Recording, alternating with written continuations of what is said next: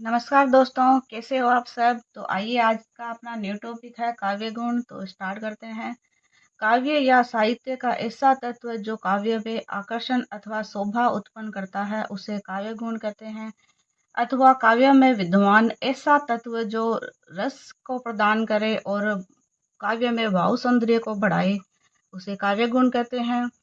काव्य गुण 3 प्रकार के होते हैं। नंबर 1 माधुर्य गुण। हृदय को आनंद व उल्लास से द्रवित करने वाली रचना माधुर्य गुण कहलाती है। ऐसी रचना जिसमें हमारे मन में मधुरता की प्रधानता हो,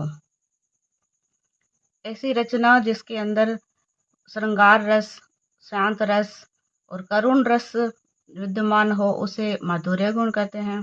जैसे निरख सखी ये खंजन आए, फेरे उन मेरे रंजन ने, नयन इधर मन भाए। जैसे बसो मेरे नैनन में नंदलाल, मोहनी मूरति सांवली सूरति, नैना बने विशाल।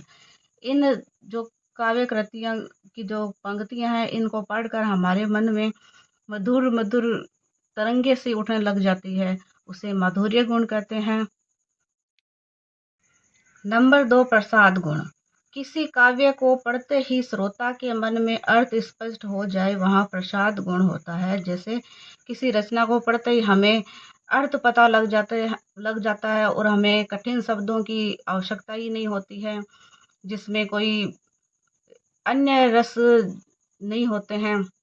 सीधा सीधा हमें अर्थ पता लग जाता है, उसे प्रसाद गुण कहते हैं। जैसे वह आता दो टूक कलेजे के करता, पछताता पद पर आता।